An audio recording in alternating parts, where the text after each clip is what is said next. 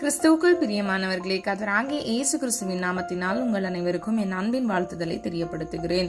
கர்த்தர் இன்று உங்களுக்காக கொடுக்கும் ஆசீர்வாத வசனம் உபாகமம் 23வது அதிகாரம் 5வது வசனம். உன் தேவனாகிய கர்த்தர் உன்மேல் அன்பு கூர்ந்தபடியினால் உன் தேவனாகிய கர்த்தர் அந்த சாபத்தை உனக்கு ஆசீர்வாதமாக மாற பண்ணினார். ஹல்லேலூயா. பிரியமானவர்களே, உங்களுடைய வாழ்க்கையில் இருக்கக்கூடிய சாபங்களை கர்த்தர் ஆசீர்வாதமாக மாற்ற விரும்புகிறார். தேவனால் கூடாதது ஒன்றுமில்லை. ஹல்லேலூயா.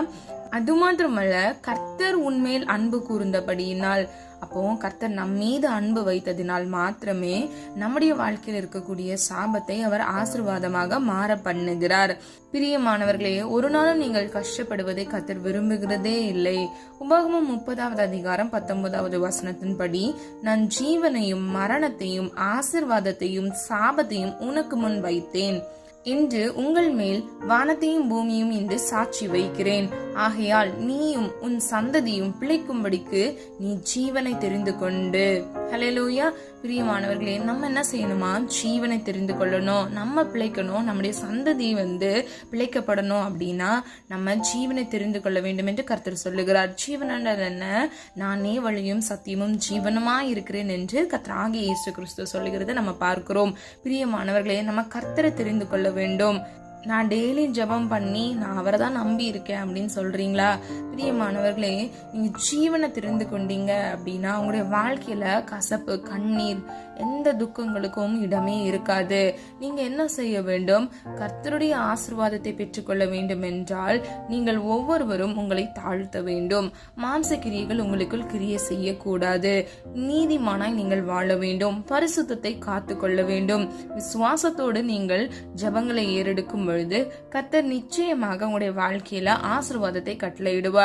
ஒருவேளை உங்களுடைய ஹஸ்பண்ட் குடிப்பழக்கத்துல அடிமையா இருக்கலாம், உங்க குடும்பம் பிரிஞ்சு இருக்கலாம், இல்லைன்னா பிரிகிற சூழ்நிலை இருக்கலாம்.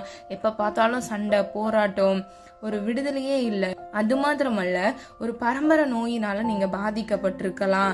என்னுடைய அப்பாக்கு இருந்தது, என்னுடைய அம்மாக்கு இருந்தது, இன்னைக்கு எனக்கு இருக்குது அப்படின்னு சொல்லி நீங்க கஷ்டப்படலாம்.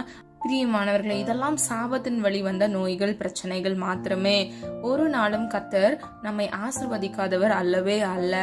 நம்ம ரட்சிக்கப்பட்ட பின்பு கிறிஸ்து இயேசுவுக்குள் உள்ள சகல ஆசீர்வாதங்களும் நமக்கு சொந்தமாக இருக்கிறது. நாம் ஒவ்வொருவரும் நம்முடைய பிதாக்களின் தேவனாகிய கர்த்தரின் வழி வந்த ஆசீர்வாதத்தை நாம் சுதந்திரித்துக் கொள்கிறவர்களா இருக்கிறோம். ஆபிரகாமுக்கு கொடுத்த வாக்குத்தத்தம் நமக்கானது.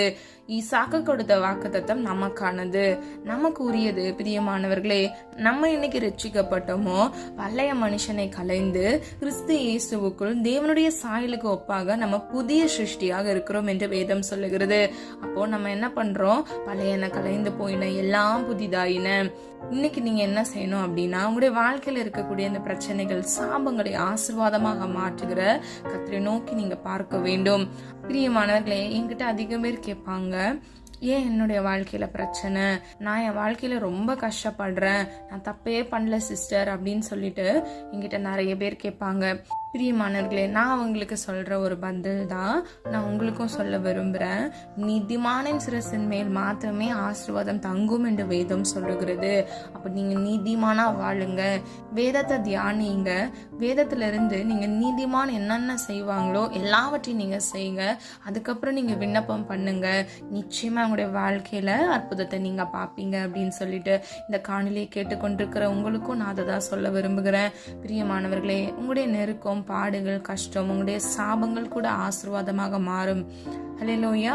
நீங்க என்ன செய்ய வேண்டும்? கர்த்தர் பக்கமாக நீங்கள் திரும்பி அவரை மாத்திரம் பார்த்து நீங்கள் சார்ந்து நீதிமானாய் நீங்கள் நடக்கும் பொழுது நிச்சயமா உங்களுடைய விண்ணப்பம் கேட்கப்படும். 100க்கு 100 கர்த்தர் உங்களுடைய வாழ்க்கையில நீங்கள் பண்ணின எல்லா விண்ணப்பத்திற்கும் கர்த்தருடைய சித்தத்தின்படி நீங்கள் கேட்க வேண்டும். சித்தத்தின்படி நீங்கள் கேட்கும் பொழுது அதை நிச்சயமா நீங்கள் பெற்றுக்கொள்வீர்கள். பிரியமானவர்களே, நம்ம தேவ சித்தத்துக்கு ஏன் ஒப்பு கொடுக்கணும் அப்படின்னா, தேவனுடைய சித்தத்துல பரிபூர்ண சமாதானமும் சந்தோஷமும் விடுதலையும் நமக்கு இருக்கும். ஆனா இதே நம்ம சுய சித்தம் செஞ்சோம் அப்படின்னா, சில பேர் பார்த்துக்கிட்டீங்கன்னா அவங்க பல வருஷமா ஜெபம் பண்ணி அந்த காரியத்தை அவங்களுடைய வாழ்க்கையில வாங்கிடுவாங்க. ஏன்னா மீன் கேட்டால் பாம்பை தருவாரோ என்று வேதம் சொல்லுகிறது இல்லையா? பிடிவாதமாக அவங்க கேட்கறது நிமித்தமாக கர்த்தரும் கொடுத்து விடுவார். அதுக்கப்புறம் அவங்களுடைய வாழ்க்கையில பிரச்சனை, போராட்டம், அதிக துன்பத்தின் வழியா அவங்க கடந்து வருவாங்க. கடைசியில் அவங்க என்ன சொல்லுவாங்க, நான் கர்த்தர்கிட்ட ஜெபித்து தான் இதை பெற்றுக்கொண்டேன் சிஸ்டர், எனக்கு ஆனால் இப்போ அவ்வளோ கஷ்டமாக இருக்குது அப்படின்னு. ஆனால் பிரியமானவர்களே, அதோட காரணம் என்ன தெரியுமா?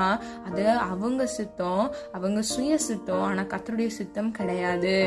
அவங்களுடைய சுய சித்தத்தினால அவங்க போராடி ஜெபித்து அதை அவங்களுடைய வாழ்க்கையில பெற்றுக்கொண்டிருப்பாங்க. அதனால தான் வலி, வேதனை, பிரச்சனை. என்னைக்குமே பிரியமானவர்களே, நீங்க கவனமா இருக்கணும்.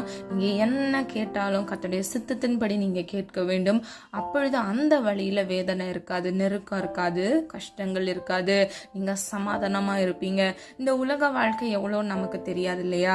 எல்லா ப்ராடக்ட்டுக்கும் ஒரு எக்ஸ்பைரி டேட் இருக்கிற மாதிரி நமக்கு ஒரு எக்ஸ்பைரி டேட் இருக்கு. ஆனா அது எதுன்னு தெரியாம தான் நம்முடைய வாழ்க்கையில நம்ம வாழ்ந்து கொண்டிருக்கிறோம். நம்ம கர்த்தர் சுத்தம் செய்தோம் அப்படின்னா நம்ம சந்தோஷமா இருப்போம். இதே நம்ம சுய சுத்தம், நான் எடுத்த முடிவு தான் கரெக்ட், இதுதான் நல்லது அப்படின்னு சொல்லிட்டு நீங்க பிடிவாதமா ஒரே காரியத்துல நீங்க உங்களுடைய கவனத்தை வைத்து நீங்க விண்ணப்பம் பண்ணிட்டு இருந்தீங்க அப்படின்னா நல்லதெல்லாம் உங்க கண்ணுக்கு தெரியவும் தெரியாது, உங்களுடைய வாழ்க்கையில நீங்க பெற்றுக்கொள்ளவும் முடியாது. அதற்கு நான் ஜெபிக்காதீங்க அப்படி நான் சொல்லவே இல்லை. பிரியமானவர்களே, நீங்க ஜெபம் பண்ணுங்க. எல்லாவற்றுக்கும் கர்த்தருடைய சித்தத்தை ஒப்பு கொடுத்து நீங்க ஜெபியுங்க. நிச்சயமா உங்களுடைய வாழ்க்கையில இருக்கக்கூடிய தரித்திரத்தை கூட கர்த்தர் அற்புதமாய் ஆசீர்வாதமாக மாற்றுவார். நிச்சயமாக உங்களுக்கு பெஸ்டானதை கர்த்தர் கொடுப்பார். ஹல்லேலூயா. இந்த உலகத்தில் இருக்கிற தாயும் தகப்பனும் கூட நமக்கு பெஸ்ட் தரும்போது நம்முடைய ஏசப்பா நமக்கு எவ்வளவு பெஸ்ட் கொடுப்பாரு யோசிச்சு பாருங்க. உள்ளதிலே உள்ள பெஸ்டஸ்ட நமக்கு கொடுக்க முடியும். ஹல்லேலூயா. பிரியமானவர்களே, நம்ம எல்லாரையும் அவர் பார்த்து பார்த்து உருவாக்கி இருக்கிறாரு. நம்ம கண்ல இருந்து கண்ணீர் வந்தா அவரும் நம்மோடு கூட அழுவாரு. பிரியமானவர்களே, நீங்க சாபத்திலேயோ நீங்க கஷ்டத்திலேயோ நீங்க கண்ணீரோடு இருக்கிறது ஒரு நாளும் நம்முடைய தேவனுக்கு பிரியமானது அல்லவே. நீங்க நீதிமானாய் மாறுங்க. நிச்சயமா உங்களுடைய வாழ்க்கையில அற்புதத்தை காண்பீங்க. நீங்களும் உங்கள் சந்ததியும் பிழைக்கும்படிக்கு நீங்கள் ஜீவனை தெரிந்து கொள்ளுங்கள். கர்த்தராகிய இயேசு கிறிஸ்துவை நீங்கள் தெரிந்து கொள்ளும் பொழுது உங்களுடைய வாழ்க்கையை நிச்சயமாக ஆசீர்வாதமாக மாற்றுவார். ஹல்லேலூயா. நம்ம எல்லாரும் ஒரு மனதா ஜெபிக்கலாமா? அன்பின் பிதாவே, அப்பா, எங்கள் ஒவ்வொருவரையும் அது கருத்தில் ஒப்பு கொடுக்கிறோம். நீர் என்று அப்பா எங்களுக்காக கொடுத்த வாக்குத்தத்த வசனத்திற்காக நன்றி செலுத்துகிறோம். நீர் எங்கள் மீது அன்பு வைத்ததினால எங்களுடைய சாபங்களை எல்லாம் நீர் ஆசீர்வாதமாக மாற பண்ணுகிறீர். அதற்காக நன்றி செலுத்துகிறோம். அப்பா, நாங்களும் எங்கள் சந்ததிகளும் ஆண்டவரே அப்பா ஆசீர்வதிக்கப்பட அப்பா நாங்கள் ஜீவனை தெரிந்து கொண்டிருக்கிறோம். ஆண்டவரே, உண்மையே சார்ந்து நிற்கிறோம் தகப்பனே. கர்த்தராகிய இயேசு கிறிஸ்து எங்களுடைய வாழ்க்கையில் அதிசயமான அற்புதமான காரியங்களை கட்டளையிடுங்க தகப்பனே. எங்களிடத்துல குற்றங்கள் உண்டு, குறைகள் உண்டு அப்பா, தயவாய் மன்னிங்க தகப்பனே. அப்பா, உம்மால் கூடாத காரியம் ஒன்றுமில்லை ராஜா. கர்த்தர் ஆண்டவரே, இழந்து போன எல்லா அப்பா சந்தோஷம், சமாதானத்தை இயேசுவின் நாமத்தில் நம்முடைய பிள்ளைகளுக்கு இரட்டத்தனையாக கொடுக்கும்படியாக ஜெபிக்கிறேன் அப்பா.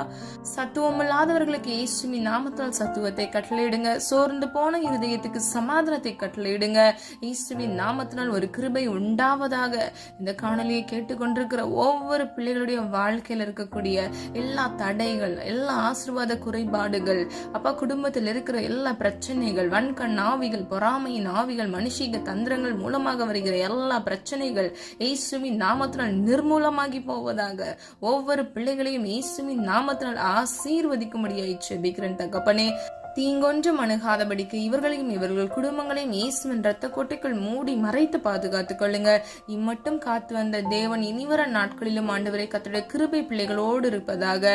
நாம மாத்திரம் மகிமைப்படுவதாக. எங்களை தாழ்த்துகிறோம், வெறுமையாக்குகிறோம். இயேசுவின் மூலம் ஜெபிக்கிறோம் பிதாவே, ஆமீன். பிரியமானவர்களே, இந்த வீடியோ உங்களுக்கு பிடிச்சிருந்துச்சுன்னா லைக் பண்ணுங்க, சப்ஸ்கிரைப் பண்ணுங்க மற்றும் பெல் ஐகான் கிளிக் பண்ணுங்க. God bless you.